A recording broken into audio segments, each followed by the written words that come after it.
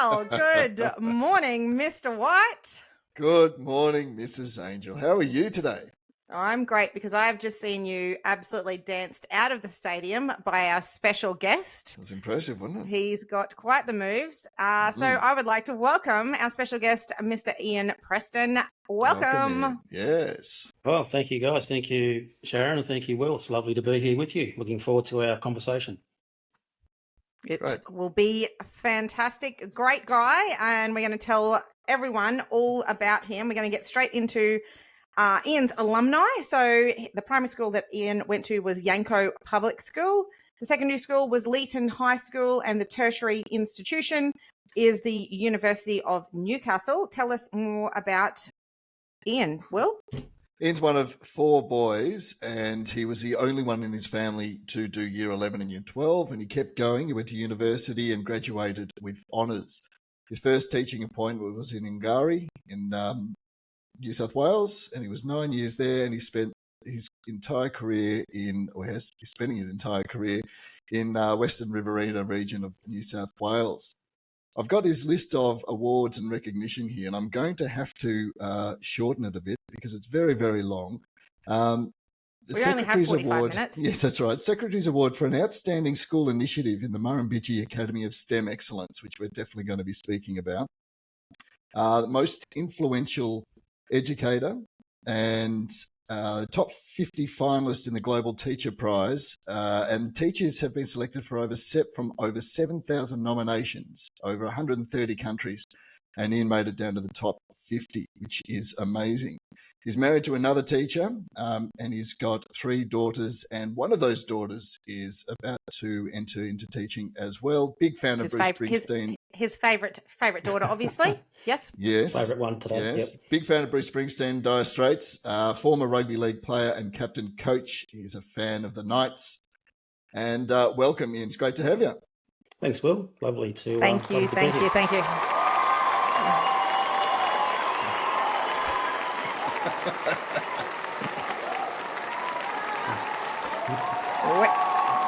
Yes. All right. I think so. The awards and recognition list is very long. And we cut that short. So yes. Very impressive, Ian. Great stuff. Thank you. So great to have you here, Ian. So much to talk about. We have, yes. Looking forward to it. Well, we always kick off with the very first question, which we always ask all of our guests. So who is the teacher that positively impacted your life? Yeah, that was really quite an easy one for me. I have had a number of very good teachers through primary school and high school and also through my university studies. But the one that jumped to mind immediately was a man named John Hayes. So Mr. Hayes, when I was a kid at school. John taught me at Leeton High School. He taught me woodwork and metalwork. He was also my football coach at the high school for the Open Rugby League team, and we had some really good success during that time. And John, we kept in contact throughout our lives, and even when I first started teaching. In my first couple of years, I ended up teaching at a school very close to John, and so we spent a lot of time together working on projects and those types of things. And in a really weird twist of fate, I ended up being John's head teacher. So that's good.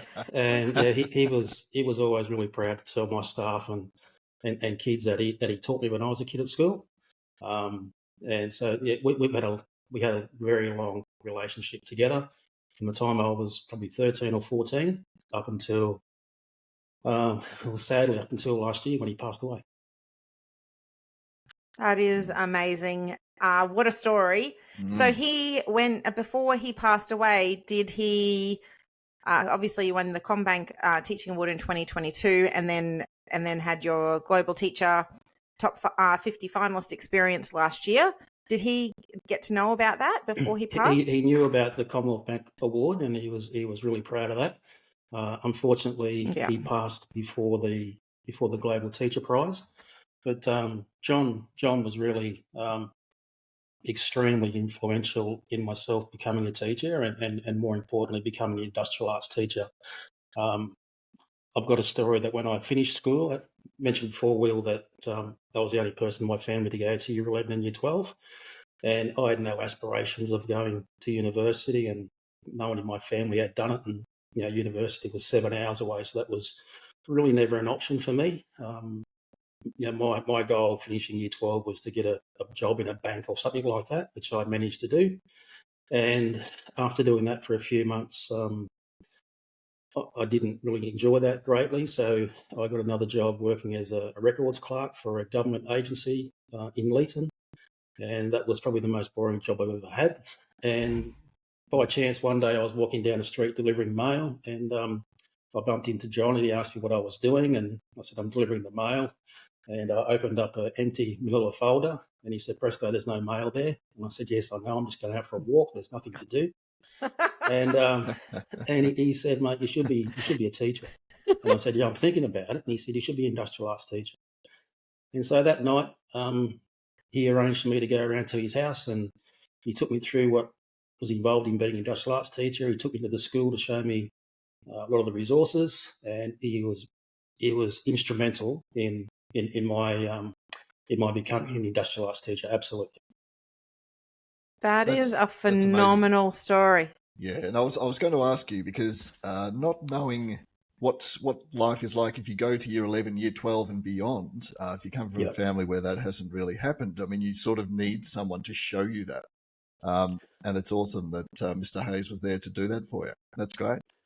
Yeah, and I had no one in my family that said I'd been there before, even through cousins and things like that. So it was completely foreign on both sides of the family.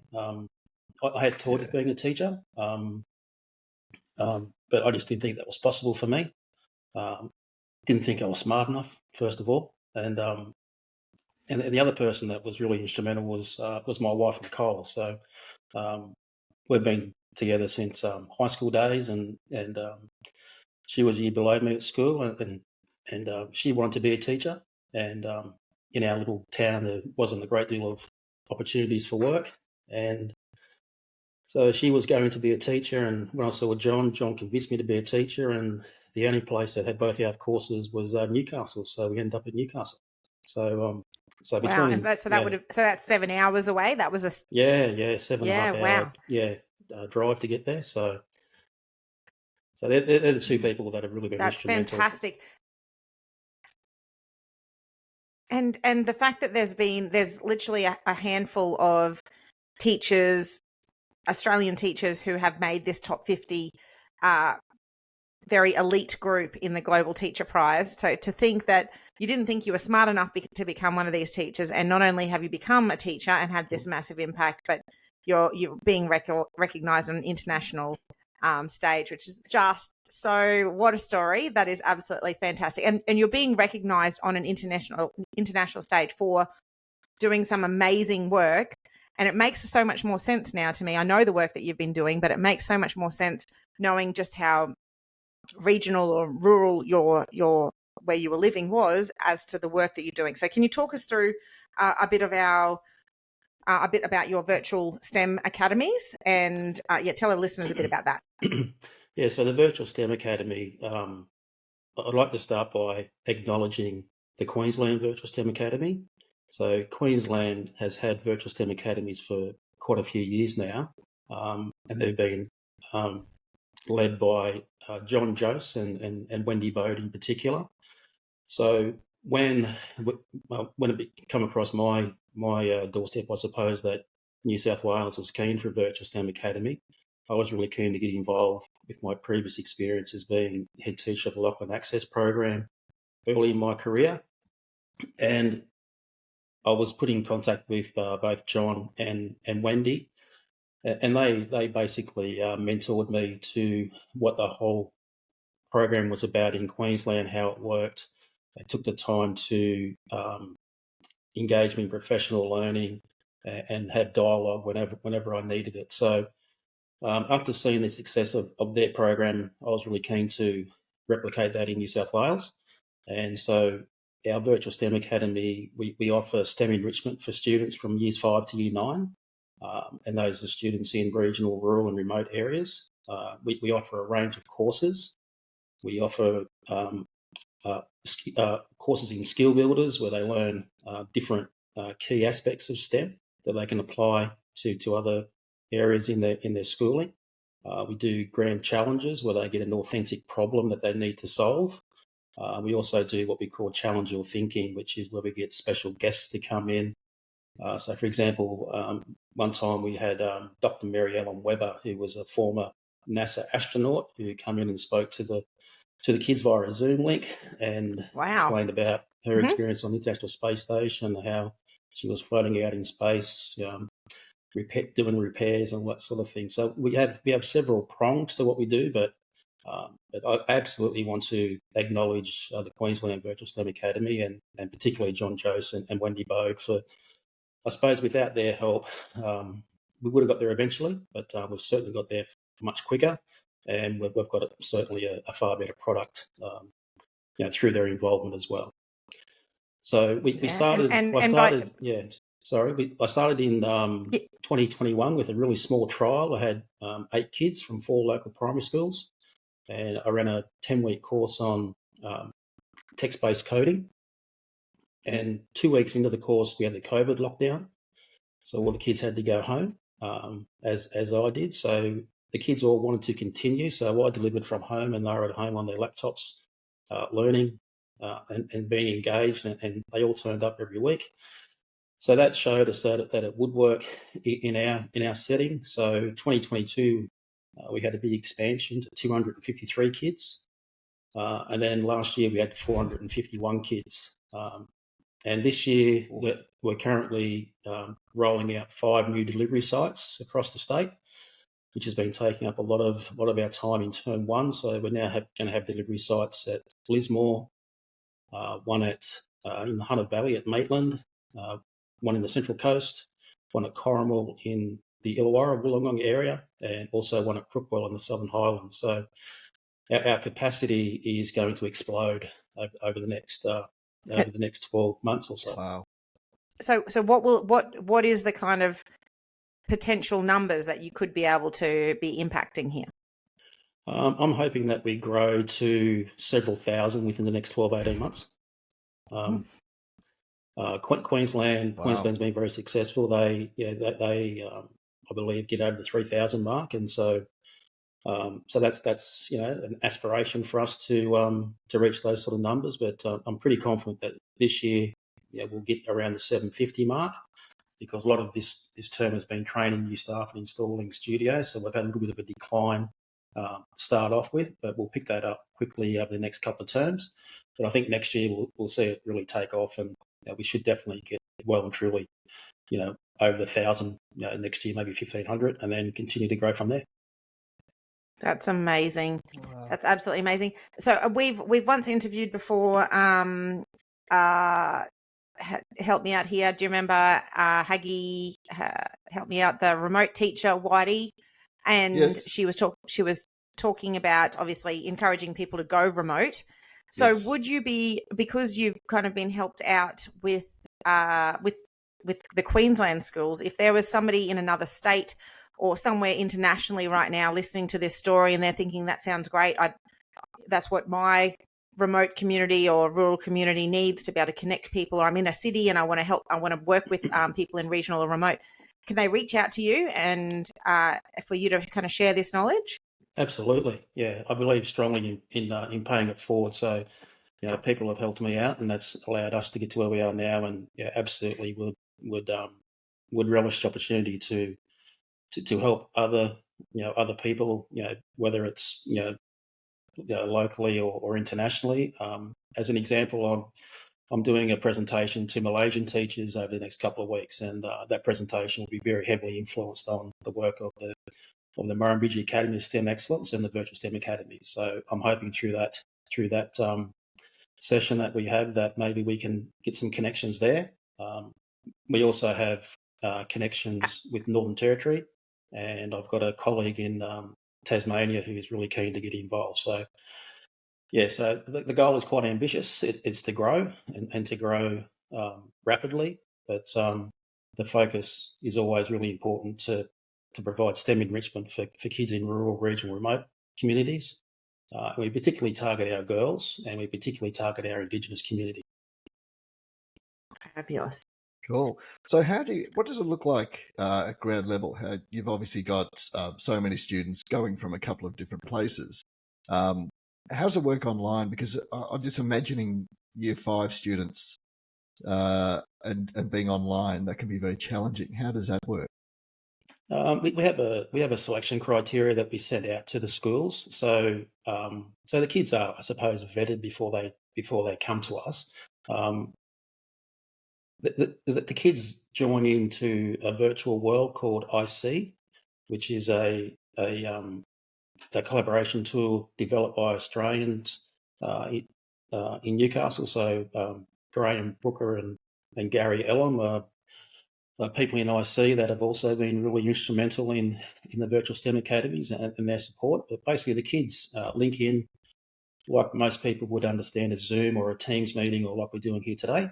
But they go into a virtual world with different environments, and they can move around the spaces with little avatars. It's highly engaging, and because it's using game-based technology and spatial audio, you can send the kids to different locations in the space, and they can collaborate without the noise over impacting on everybody else. And you can pop up, smart boards and put your PowerPoint presentations. There's chat facilities. You can go to the internet. There's a whole range of things that you can do to collaborate with the kids, but it's highly engaging. And for those that haven't heard of it before, I suggest they go to IC, that's lowercase ISEE, VC, and you can have a look at that online to see what the environment does look like. That's amazing. Fantastic. Had you heard of that, Whitey? No. No, me neither. Have you? That's great. great. So I've just written that down. I'm going to have a play with that. I'm going to have a look. Yeah. It sounds good. Fabulous.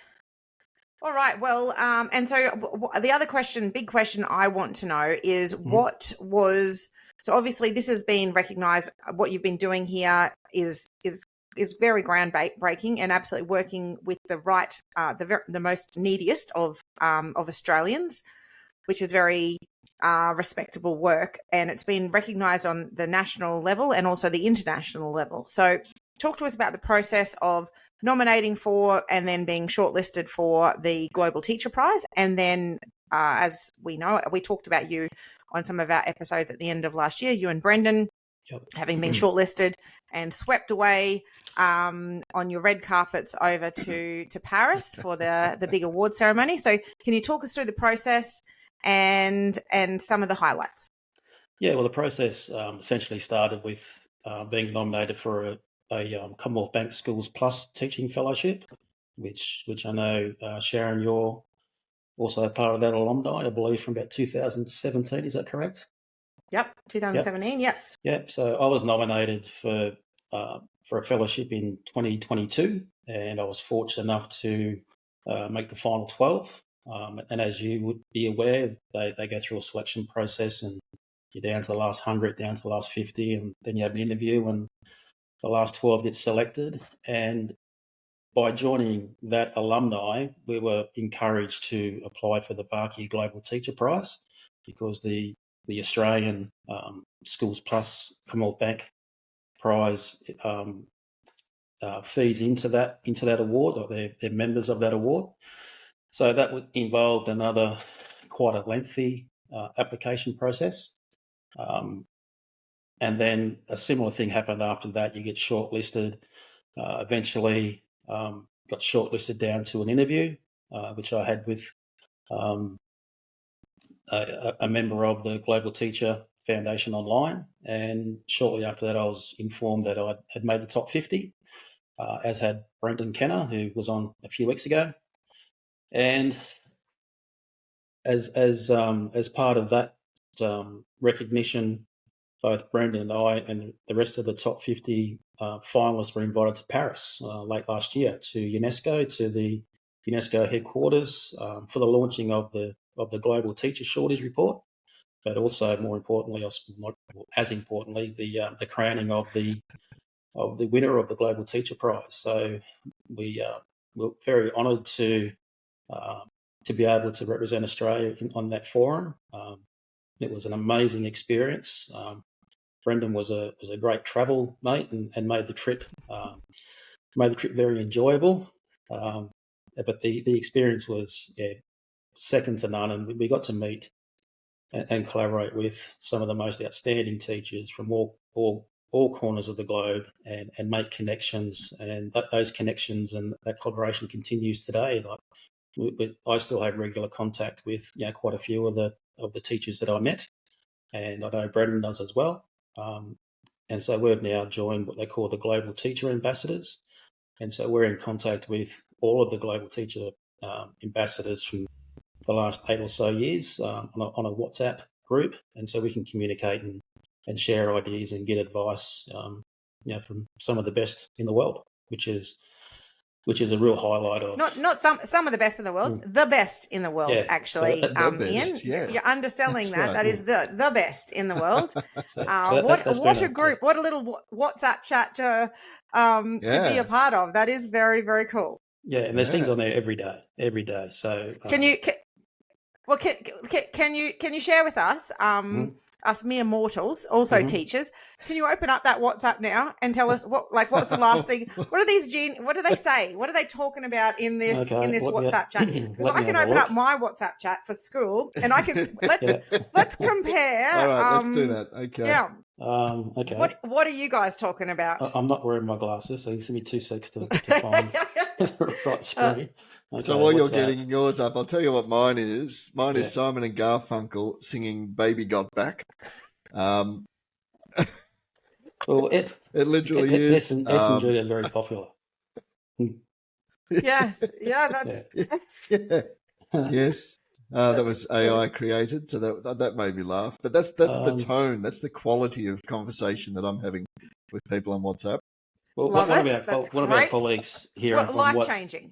One of our colleagues on WhatsApp is an American. His name's Sean Adler, and he publishes books from his students, and he's about to have a new book come out, which is based around the stories of migrant students going to schools, particularly in the New Jersey area.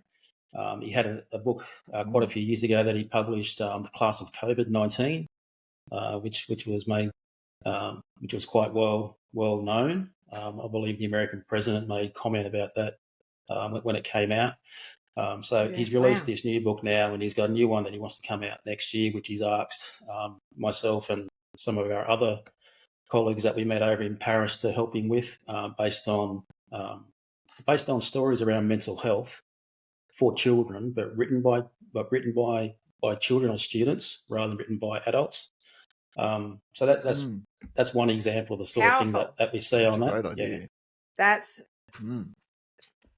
and being able to pull in people from all around the world to create that book and to share those stories. That's exciting. Very, very exciting stuff. My teacher chat, the last message that came up was, "Oh, sorry, wrong chat." So yeah, that's the level of brilliance that's coming up on my teacher chat. So was that reports? They're fabulous. So anyone who's listening, I've just no. Somebody had accidentally put a different chat group message in there, then wrong chat. Sorry. But anyway, usually it is really insightful and Joyce. But I'm glad that I could make my point there. We weren't talking about rotten books. All right, we're not. It's a different chat group. Yeah. All right, so we do a thing here on this podcast called Wisecracks, which went where have you got one, Whitey? Always got one. Okay, excellent. Well, let's listen to you might have one to rival this, Ian. Probably not, or actually you probably will. All right, listening up. Whitey's Weekly Wisecracks. What do you got, Mr. White?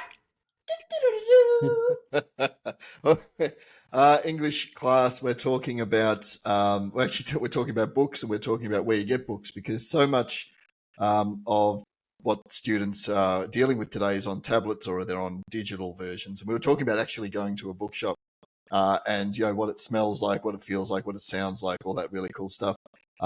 And I said that I went to a bookstore once and they specialize in hard to find books. Nothing was alphabetized. Oh, Shaz, come on. That's pretty funny, isn't it? I thought it was pretty funny. No, okay. All right. Thanks, Ian. Appreciate it. Thank you. Yeah, sorry, my finger slipped then. I actually meant to go this one, which is my typical yeah. All right, thank you. I didn't say it was ever a highlight of the show, Ian, so sorry about that. It has all a right, cult so we're gonna following, that segment, a cult following. A cult following. Many people tune in just for that. It's a niche following, we'll say. Oh, we do. We genuinely get to see them at their best and their absolute worst at times. Yes. Very Poor old good. Mr. White's Lauriston teaching crew got to learn that recently at their school camp when the power went out, and there was lots of kids that still needed to do their number twos, and they found themselves as teacher flushing the water down the toilet after that. Power was knocked out, so the pumps were knocked out, which means we didn't have any running water. So that was an experience. One of the for everyone as teachers, isn't it? You don't know. You don't think you're signing up for this, but you really are. No, we're not, but we do. Absolutely. We do. I've had a little experience with the best and the worst just recently. Because the kids keep you on their toes. I walked past one of our sweet girls the other day, and she grabbed me on the arm and she said, "Oh, Mrs. Angel." I'm like, "Yes." And she said, "Are you wearing a wig?" It's like, I don't know where this is going. And I was like, No, Teresa, I'm not wearing a wig. She goes, "Your hair looks too good to be true." Hey, that's fantastic. But to be fair, the day before I'd just come back from visiting one of our other schools and helping out there and helping with the culture and really kind of high expectations. And I was with a student who I hadn't spent any time with before. And so we were talking about how he'd kind of missed the high expectation and what he needed to do. And we talked, and then he realized what he needed to do. And they said, "Do you have any questions?" And he said, "Yeah, when are you going back to your school?" So also quite, you're constantly kept on your toes. You just, when you're feeling really good about yourself, so going, "My hair looks like a wig," then you're like told, "Get out of here. What are you even doing in our space?" Important to stay on your toes. There's never a dull moment, is there? There is never a dull moment. No. So, and we often on this show, Ian, talk about that as a teacher, there's never a dull moment. It's always interesting. You never know. You're never going to have a boring day, unlike banking. And you literally, you've been there. You know how disinteresting the job. And hi to all our banker friends out there. You wish you were a teacher, because if they're listening to this podcast, they're thinking that it's time for a career change. And be like Ian is all I can say. Do it. It's not too late. It's not too late. Start in banking and then get yourself flown over to France so you can go to UNESCO and change the world. Like literally change the world. Just like be like Ian. # be like Ian is all I'm saying. That could go off. It really, if that doesn't go viral, Ian, I don't know what is going viral. Yes, exactly. All right, we play a little game, Ian, and I know you are super excited for this. It is called, I'll tell you what it's called. It's called this. Say what? That said, say what. And so what we're going to do is I'm going to ask a question. Whitey is always going to go first. Yep. The answer is going to be a number, and then you get to go second. So you can either go higher or lower, or you can be very exact if you know. All right. Here we go. Unfortunately, Mr. White kind of picked the theme, because we know that Ian Preston is a big fan of Bruce Springsteen, who's known to fans as the boss. He's been one of the most successful and prominent American musicians for nearly 50 years. So tell me, how many Grammys has he won? Oh, Grammys. How many Grammys has the boss won? All right. Now, the Grammys are those ones. Are they the funny American ones? Circle ones? What about the gramophone? The gold circle. Yes. Oh, yeah, those things. Oh, thank you. I think it's named after I don't know what I was gramophone, thinking. maybe. Okay. Yeah, that sounds right. Well, yeah, that sounds exactly right. All right. How many do you reckon he's won? No, you don't get to. I've got to. This is a collaboration. Yes, I don't get he to does call a go friend first. or something. Can I have a 50-50? No. All right, how many Grammys? I'm going to say that the boss has brought home 6 Grammys. 6 Grammys. All No, right. 6. So Ian, you can be very specific if you know the answer, or you can play it a little bit tighter and you can go 5. So you can say less, or you can go 7 as more. What do you reckon? Well, I'm a bit like Will. I don't know the answer, but he's had a long career for a very long time. Lots of hits. I'm going to go more than 6. Mhm. I'm going to play it safe and go 7. It's a good guess. It's a good guess. You could have gone higher because he's actually won 20 Grammys. So 20 Grammys. 20 Grammys, indeed. I suppose he's been on top of his game for long 50 time. years, a long nearly time. nearly well, 50 he's years. 70 odd Okay. now. Yeah. So, All right. Yes, 76. Thank you. That was going to be one of my questions. That's one of the but, questions. Okay. Yeah. Sorry. It's not. Right. It's not anymore though. But No. let me ask you this: so he's won 20 Grammys. So how many number ones has he had? Singles. Yeah. How many number ones? Yep. Number one singles. 20 Grammys. 20 Grammys, number 1 singles. Mhm. I don't. Is this an official next question? This is the official next question. Yes. Okay, so I need to get. All right. Number 1 singles. Mhm. I'm stalling very nicely, aren't I? I can see what you're doing here. So You searching? Number 1 singles. yeah, you've said that. Does this include collaborations? No. Do you know that, or you Yes, just I saying do. that? I Okay, absolutely do. number Yep. 1. I'm going to go. I reckon he's had quite a few. Yep. I'm going to go 21. Okay. Excellent. 21.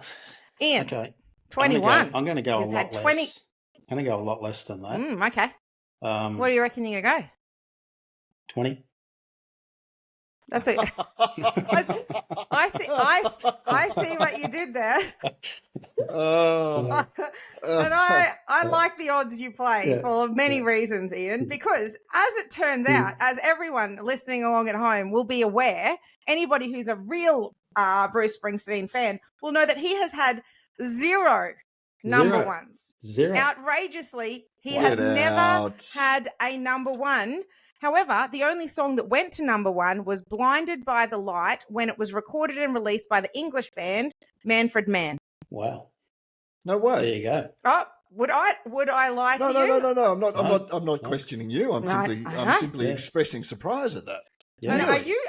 are you saying Say what? Are you saying say what? That's exactly For the what I'm saying. First time. And- that was and- the intention of this. That was the intention of this that's- segment. That's the first time we've actually got a say what out of Yeah. it. Organically. I've met Yes. my objective tonight. Nobody else has, except you for were- the fact that Ian is the winner. So well done, Yes, Ian. well done. Yes, well it's done. very impressive. 0 Uh, number 1s. Yeah. There That's you go. obviously Thank the you. American charts. Yeah. That's American. Yeah, sorry. Yeah, could have been more clear, but I'm pretty comfortable actually with my answer in the end. 21 was clearly wrong Yeah, 0, still 0. in whatever country you're in. Yes. Yeah. Fair enough. Thank Fair you, enough, Ian. fair Thank enough. you. 0. Wow. All right. It has been Wow. fabulous getting to talk to Ian. So how can people connect with you if they want to know more about anything that you've talked about tonight, but particularly obviously those virtual STEM academies is your absolute life's work at the moment and is the thing that can change the world. So how can they connect with you? Yeah, we've got a few ways we can do that. So one is through our what's called our STEM Industry Schools Partnerships website. So if they search for STEM Industry Schools Partnerships in New South Wales, that'll take you to our landing page, and inside that you'll find a link to the virtual STEM academies. If you want to contact with me personally, I'm on LinkedIn. So if you just do a search on LinkedIn, they're probably the 2 main ways. There are some other programs that I have been involved with that people might be interested in. So one is the Australian Virtual Astronaut Program, which is a STEM sprint that kids can do at any time. Culminates with a a big competition at the end, but the kids don't need to do that. The schools don't need to do that. So it's based on space. There's also the I Teach STEM website, which I've been involved with. So any teachers out there who's looking for teaching programs, ideas, assessment tasks, etc., to show their to use for their STEM kids from kindergarten right through to year 12, I suggest you look at the I Teach STEM website. So they're probably some of the ways that they can get in contact. Absolutely love it. I'm taking notes as you Me speak too. just then. Me Obviously, too. my school is working wonders with kids with their literacy and numeracy, also teaching STEM, also wanting to stretch ourselves with those areas as well. So that's absolutely fantastic. I like to put Mr. White on the spot as often as I can. So tell everybody about our socials, Mr. White. We're on all the socials. We're on My Book and Spaceface, and we are no. But seriously, we are. We're on them all. And if you want to drop us a line, our email address is teacherschangelivespodcast@gmail.com. Send through your magic moments or your teaching tales. See if you can knock me off the perch for the Whitey's Wisecrack. Not good hard. luck. But yeah, get in touch. Give us a like on YouTube and any podcast, what are they called? Podcast base? Platforms? Platform, that's the word. Thank you. Yeah. How'd I go, Shaz? How'd I go? Oh, you'll pass. You can come back next week. Nice work. And very excitingly, we've cracked and held our spot in the top 100 this week in the education space in Australia and podcasts. So, awesome. A little pat on our back here. Fabulous. Well done. All right, that'll do. We don't have much time for that. So, but it's nice to also know that people are listening and engaging and enjoying what we're doing as well. Yes. I want to say a massive thank you to you, Ian. I've respected your work for a long time, but getting to chat with you for a bit of an extended period has been amazing. And hearing that story of kind of breaking the cycle to go to university and then knowing now what you've actually done and the impact you're having on the world is absolutely inspiring, and exactly the stories that we want to tell on this podcast. So thank you. Yes, thank you, Ian. Appreciate it very much. Thank you for allowing me to tell my story, and it's been great. So anytime. I encourage other pleasure. people to get involved. Love it. I reckon we need a part 2 at some stage. Yes. And Happy to do that, Mr. White, it's always a pleasure to spend time with you. Very good. Always a pleasure to be with you, Mrs. Angel, as well. And we'll see our listeners next week. Let's dance this out. Mr. Preston, make your daughters proud as we say goodbye to our listeners.